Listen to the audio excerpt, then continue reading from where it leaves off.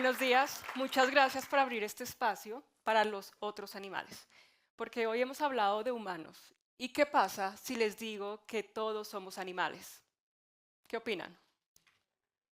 Bueno, esta pregunta yo la hago en las conferencias en colegios a niños y ellos lo niegan, se ríen, se burlan, para ellos es algo terrible. Y ya después de que yo les explico que en realidad todos somos animales, acá no hay duda, ¿cierto? Todos somos mamíferos, somos primates. De hecho, somos el primate más extendido y común en el planeta, el Homo sapiens. Ya cuando los niños entienden esto, se sorprenden. Y no es para menos. ¿Por qué? Porque estamos en una sociedad donde la comparación con los animales suele ser vista o usada como un insulto. Hace poco veíamos en el Congreso de la República a un senador que se molestó demasiado, se puso súper bravo. ¿Por qué? Tan solo porque fue comparado con un perro rabioso. Y es así como a los policías se les llama cerdos para insultarlos, a los ladrones se les compara con ratas y así sucesivamente, la lista es larga. Incluso son pocos los ejemplos de nombres de animales que no estén asociados a connotaciones peyorativas. Y esto no es exclusivo del idioma español, esto se extiende a casi todos los idiomas. Con esto en mente, quiero hablarles de una especie animal, de mis favoritas, ya Pablo daba una pista, porque en realidad tengo muchos animales favoritos. La lista también es súper larga. Empecemos con el chulo.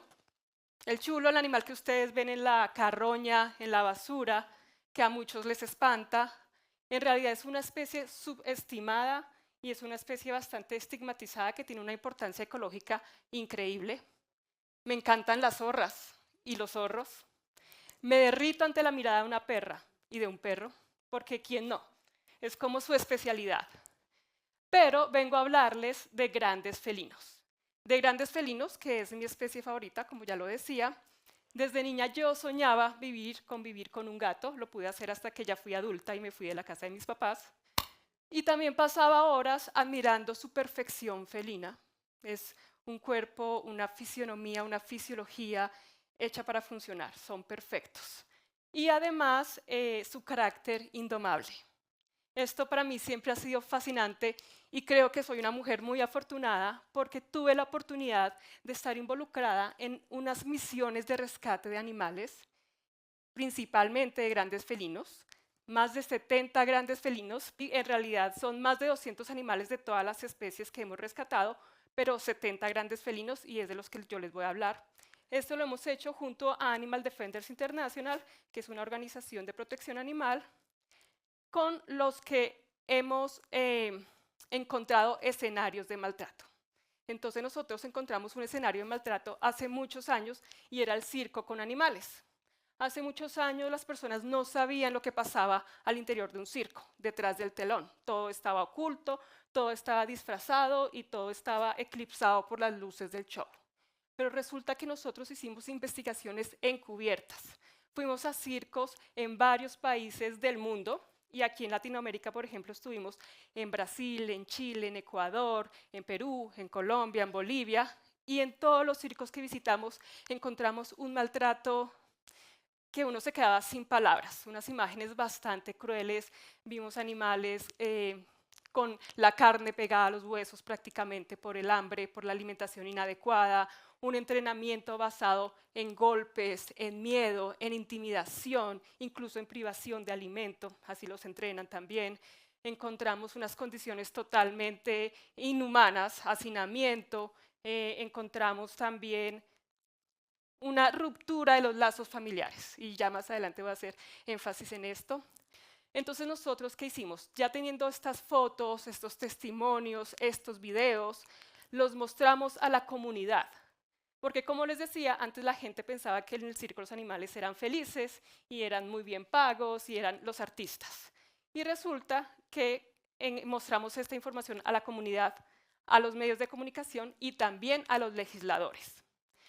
Ya con esta información hicimos un fuerte cabildeo en varios países y logramos las prohibiciones del uso de animales en los circos, inicialmente en Bolivia en 2010, Allá se prohibieron todos los animales domésticos y silvestres y después fueron apareciendo otras prohibiciones en Latinoamérica.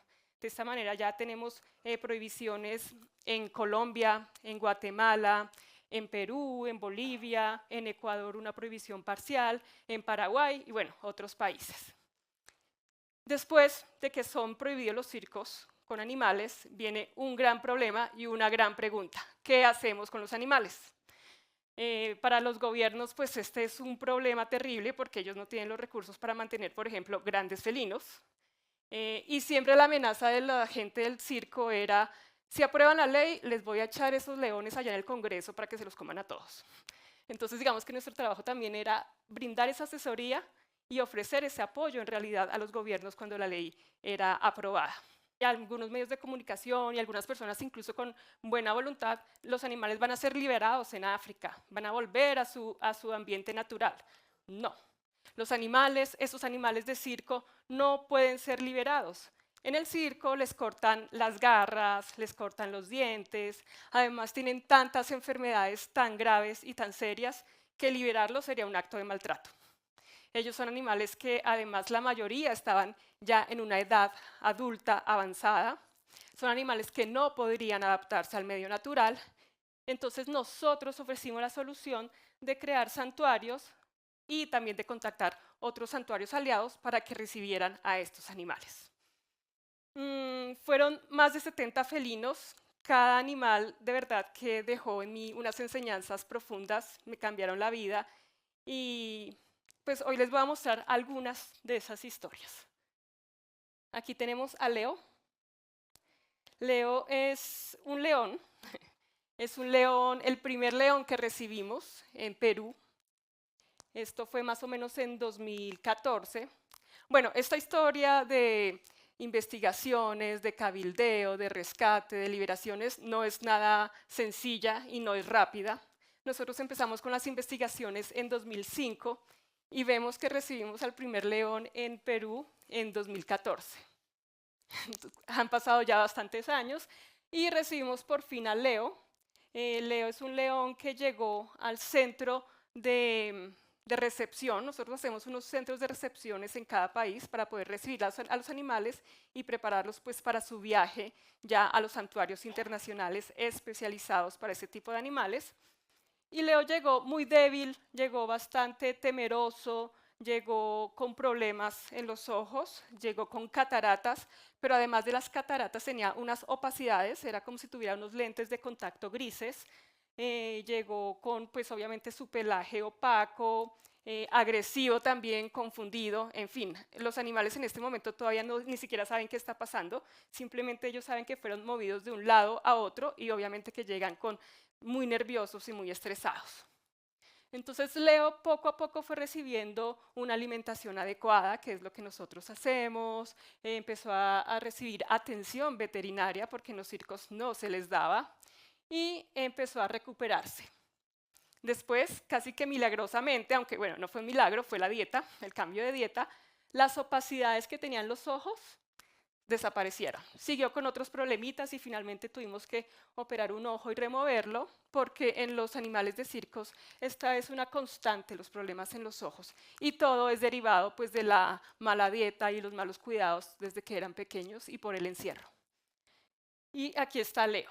Leo finalmente llegó a un santuario en Sudáfrica, allá se reencontró con su familia y el año pasado pues ya nos dejó, Leo falleció, pero ya después de estar más de 10 años en el santuario y de, digamos que vivir toda una vida digna al final. Hay una leona que también me marcó, es Amazonas, es la que está aquí en la mitad. Como yo les comentaba, los leones llegan muy estresados al centro temporal, entonces ellos llegan con un movimiento repetitivo que es muy común en los animales en cautiverio. Para un animal silvestre lo peor que les puede pasar es el cautiverio. Estos son animales que no están diseñados para vivir encerrados de ninguna manera. Entonces ellos tienen una estereotipia muy común, los felinos sobre todo, y cuando ustedes van a un circo es posible que lo hayan, a un zoológico, o si fueron a algún circo es posible que lo hayan visto, y es este caminar de un lado para otro, repetitivo, que no para, y esta es una forma que el animal en medio de su estrés digamos que intenta ocultarse en esta rutina y olvidarse del entorno, que es un agente estresor. Es como cuando tenemos un tic nervioso, es como un escape para ellos. Pero entonces a veces no se queda solo en el movimiento. Hay animales como los primates que comienzan a automutilarse. Entonces empiezan con un acicalamiento continuo hasta que se quitan pelo, hasta que ya comienzan a morderse y hasta que ya comienzan a quitarse incluso partes de su cuerpo. Todo por el estrés, el aburrimiento, por el cautiverio. Entonces Amazonas estaba súper nerviosa. Ella llegó con Kiara, que es la hermana, y un día yo estaba caminando, Amazonas me miró a los ojos, era la primera leona que me miraba a los ojos, dejó su estereotipia y yo dije, ¿qué está pasando? Me sentí así súper feliz, seguí caminando, ella comenzó a seguirme. Obviamente nosotros tenemos pues todas las normas y protocolos de seguridad, no hay contacto físico con ellos, tranquilos, no me iba a atacar, pero sí ella desde su encierro y yo desde afuera comenzó a crearse como ese vínculo. Yo me sentí la mujer más especial del mundo y estaba hasta feliz. Después me di cuenta que en realidad ella me estaba viendo como una presa. Yo era la más pequeña del equipo de cuidado y era la más delgadita en ese entonces. Entonces ella me estaba viendo como una presa, pero sirvió para que ella empezara a bajarle a esa estereotipia. ¿Y por qué estaba tan nerviosa Amazonas y Kiara? Porque el circo decidió entregar solo a Amazonas y a Kiara. Eso sí, en todas las prohibiciones y en las leyes, cuando son vigentes, las personas de los circos se rehúsan a entregar a los animales y siguen haciendo incluso funciones violando la ley. Entonces entregaron solo a Amazonas y a Kiara, que eran las adultas, se quedaron con los cachorritos, que son Scar y Mala, y con Smith. Entonces hubo una separación de la familia. Y en los leones, que son animales gregarios, es el único felino que tiene ese comportamiento gregario. Ellos en la vida natural pueden andar en manadas de hasta 40 animales. Es el único felino. Entonces ellas estaban súper nerviosas, obviamente. ¿Qué pasa? Estábamos una noche cenando. Esa es la condición en que encontrábamos animales en los circos, para que se lleven una idea. Estábamos cenando, el equipo de trabajo, cuando vemos a Smith en las noticias. Y resulta que Smith fue noticia nacional en Perú porque el circo siguió usando a los animales que retuvo, siguió haciendo espectáculos y se les ocurrió la genial idea de hacer una función especial, una función donde invitaron a gente a que entrara a la jaula de Smith. Entonces, una señora, una profesora, entró. Smith, tal vez por el estrés de la separación de su familia, cogió a la señora del saco, afortunadamente, y comenzó a arrastrarla por toda la jaula. En YouTube pueden encontrar las imágenes que son de verdad angustiosas. Afortunadamente la señora se salvó, no tuvo heridas graves y fue porque la cogió desde la ropa. Eso la protegió. Si la hubiera cogido desde el cuello, desde un brazo, otra habría sido la historia. Pero entonces, ¿qué pasa? El rumor y las ideas, y comenzó a correr la voz de que a Smith lo iban a sacrificar por agresivo, a pesar que fue un error de la gente del circo. Entonces, pues nosotros intercedimos para que nos fuera entregado, y fue así que Smith, Scar, Magla, que son los sobrinos de Amazonas, llegaron al centro de rescate, al centro temporal. Aquí vemos el reencuentro. Fue un momento bastante conmovedor, ustedes no se imaginan. La mamá, o sea, Kiara, antes que llegara el camión con los cachorritos, ya estaba alerta. Y cuando llegaron los cachorritos, obviamente se desesperó y cuando los vio, lo primero que hizo fue como que comprobar que estuvieran bien, olerlos por todo lado, lamerlos. Fue un momento conmovedor y es algo que nos enseña que los animales también tienen comportamientos de cariño, de tristeza, de ansiedad y que los demuestran. No son comportamientos exclusivos de los humanos. Este es un león. Resulta que los leones, todos los animales presentan un dimorfismo sexual. Eso es la forma en que podemos diferenciar a los animales si es macho o hembra a través de su fenotipo, a través de su apariencia física. No todos los animales tienen ese dimorfismo tan marcado, pero el león sí. El león tiene, el macho, una melena abundante y la hembra nunca va a tener melena, a pesar que haya, bueno, a veces sí hay ocasiones en que tienen melena, pero es ya por problemas hormonales o cosas ya muy internas. ¿Qué pasó con Smith? Es un macho, no tiene melena. En el circo lo castraron antes de que se desarrollara, antes de la pubertad, antes de su madurez sexual y pues nunca logró desarrollar su melena. Aquí tenemos a Tania y a Tarzán, esto ya es en Guatemala, esto ya es 2018 y es una pareja totalmente amorosa. Ellos, desde que llegaron al centro de rescate, al centro temporal de rescate, han mostrado esa filiación, esa total devoción el uno por el otro. Tania es la leona más pequeñita que yo he visto, parece una perrita como así de chiquita. En cambio, Tarzán es gigante y a pesar de esa gran diferencia, pues hay un total amor entre ellos. Aquí están en el santuario. ¿Y qué pasa con Tarzán? Cuando Tarzán estaba en el circo, como hay una agrupación indebida incluso de las especies y no son cuidadosos, un tigre atacó a Tarzán, lo cogió del labio, casi se lo arranca, llegó Tania a defenderlo, hicieron trabajo en equipo, lograron salir adelante, pero Tarzán quedó con su labio colgando casi que de por vida. En el centro temporal de rescate pues les dimos una atención básica de arreglarle los dientes, de intentar arreglar un poco el labio y finalmente pues en el santuario se hizo una cirugía cosmética para que ya se lograra. Aquí tenemos a Itzá. Itzá es este tigre. Es un tigre que también fue muy famoso en Guatemala, también estuvo en los periódicos y en las noticias, porque resulta que por descuido del cuidador del circo, le encargó al papá a que alimentara a los tigres. Una persona totalmente sin preparación, sin seguridad, metió la mano a la jaula, el tigre lo atacó porque en el momento de alimentación de un depredador, ellos sacan todo su instinto y se enloquecen. El señor para defenderse metió el otro brazo. Y no es culpa de él, y no es culpa del tigre, es culpa de quien estaba manejando un circo y que le suelta esos animales tan peligrosos a cualquier persona. Entonces el señor perdió los brazos. Llegó Itzá al centro temporal de rescate, todo el mundo le tenía pavor, pero resulta que él le tenía más miedo a los humanos que los humanos le deberían tener miedo a él. Y bueno, después de varios procesos con él, él no aceptaba que los hombres se acercaran a él, que los masculinos. Entonces, cada vez que se acercaba a un hombre se ponía nervioso y agresivo. Cada que veía a una figura, así fuera mujer, a una figura alta y gruesa, se ponía agresivo. Cuando veía a alguien con gorra y con impermeable, cuando llovía y eso que no se protegía, se ponía agresivo. Entonces decidimos que las mujeres serían quienes atendieran a Itzá y a todos los machos que llegaron de ese circo.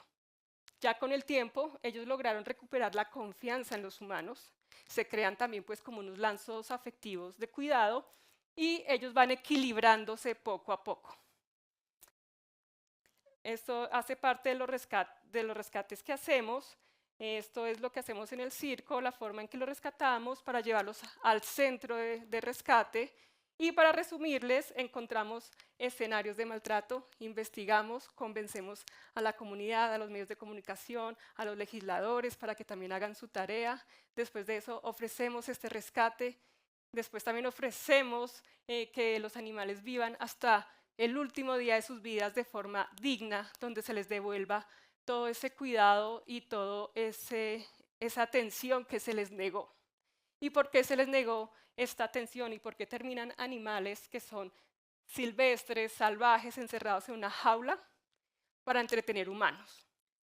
Tan solo porque no pertenecen a nuestra misma especie, a pesar que todos somos animales. Y todo esto se hace conservando esa individualidad y conservando ese concepto de individualidad de los animales, que ellos tienen sus propios intereses, que ellos están en este planeta no para satisfacer nuestros gustos. Lastimosamente en la sociedad es así.